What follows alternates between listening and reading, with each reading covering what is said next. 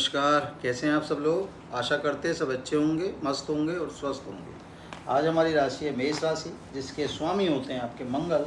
और जो आज हमारा सब्जेक्ट है हमारा बुध। ठीक है, लिख भी दिया है हमने, ठीक है ना।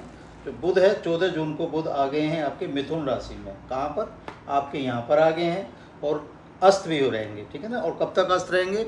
22 तारीख तक अस्त रहेंगे। 23 तारीख को उदय हो जाएंगे और 29 को कर्क में चले जाएंगे। कहाँ पर चले जाएंगे? ये चले जाएंगे, ठीक है।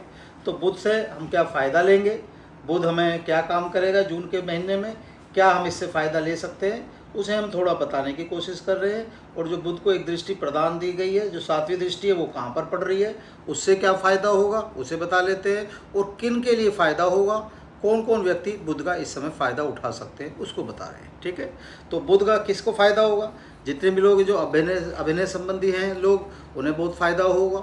आर्ट संबंधी जो लोग हैं उन्हें बहुत फ़ायदा होगा, आप समझ सकते हैं, ठीक है। पेंटिंग संबंधी हो गए, आपके काउंसलिंग संबंधी हो गए, टीचर संबंधी हो गए, जो लोग भी कहीं ना कहीं जो इसमें बुद्धि का आपने देखा हो, बुद्धि और कला का कहीं ना कहीं दिखाई देता है, उन लोगों को सभी को फ़ायदा होने जा रहा है जो इन सब चीज़ों से संबंधित है, ठीक है ना। क्योंकि बुध क्या है? बुध आपके राजकुमार है। बुध क्या है? बुध आपकी बुद्धि है। बुध क्या है? बुध आपका व्यापार है, ठीक है। तो यही हम आपको बता रहे हैं कि कहाँ कहाँ किस किस को फ़ायदा होगा, कैसे फ़ायदा होगा, ये हमने आपको बता दिया। जो भी वाणी से संबंधित और बुद्धि से संबंधित चीज़ है, जहाँ भी आपने देखा होगा बुद्धि से संबंधित तो हर चीज़ है, लेकिन जहाँ भी बुद्धि ज़्यादा लगती है, बुद्धि दिखती है कि हाँ ये आदमी बुद्धिमान है, वही वो समझ लीजिए उस आदमी के उस क्षेत्र में सबसे ज़्यादा प्रभाव पड़ेगा, ठीक है। चलिए, कहाँ पर आपके बैठे हैं? ये आपके बैठे हैं परिश्रम पर, आपके कर्म क्षेत्र पर, आपकी यात्राओं पर, आपके भाई बहन पर। तो यहाँ पर इनका होने का मतलब, अगर यहाँ पर बुध आए हैं तो आप अपनी बुद्धि से कहीं ना कहीं जो अपना परिश्रम है, परिश्रम में कहीं ना कहीं आप सफलता अर्जित करेंगे। कहीं ना कहीं वो परिश्रम आपके लिए सफलता का काम करेगा।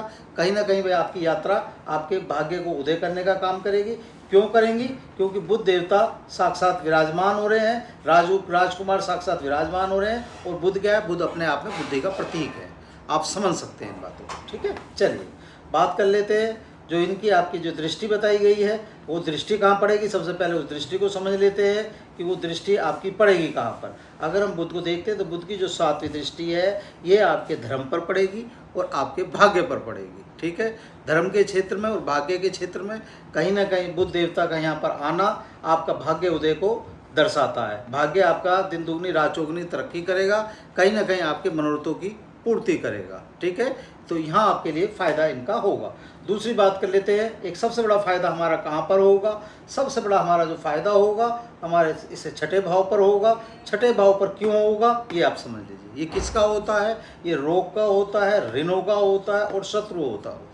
तो यहाँ पर जो राशि विराजमान है, वो राशि कौन सी विराजमान है? यह राशि आपकी कन्या राशि विराजमान है, जिसके स्वामी बुध होते हैं, ठीक है। तो ये इनका स्वयं का भाव हो गया। तो क्या होगा? आप अपनी बुद्धि से, अपने विवेक से कहीं ना कहीं जो अपना लोन है, कहीं ना कहीं जो आपके शत्रु हैं, उन पे कहीं ना कहीं विजय प्राप्त करने का कार्य करेंगे।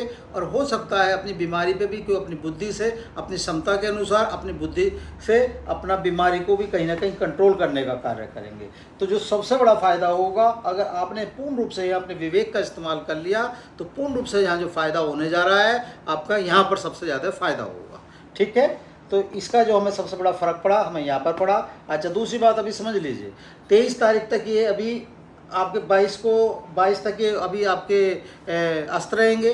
23 तारीख को उदय होंगे। तो उदय होने पे जब उदय होंगे और 29 तक ये हम इसका फ़ायदा ले सकते हैं। ये जो हमें फ़ायदा मिलने जा रहा है, ये फ़ायदा मिलेगा सिर्फ हमें 29 तारीख तक का। 29 तारीख के बाद ये अपना यहाँ से चेंज कर देंगे, ये यहाँ पर आ जाएंगे, ठीक है। तो इसका जो हमें फ़ायदा लेना है, ये जो हमें दिन मिले हैं, इसी बीच में हमें इस अपने दिनों का फ़ायदा लेना है, ये आप समझ सकते हैं। आज की वीडियो का जो उद्देश्य था, सिर्फ बुध के ऊपर बताना था कि कौन सा भाव सबसे ज़्यादा हमारा प्रभावित होगा, कौन से उस पर हमारा सबसे ज़्यादा हमें फ़ायदा होगा, ठीक है। बस आज की वीडियो को अपना विराम देते हैं, बस, ठीक है, धन्यवाद।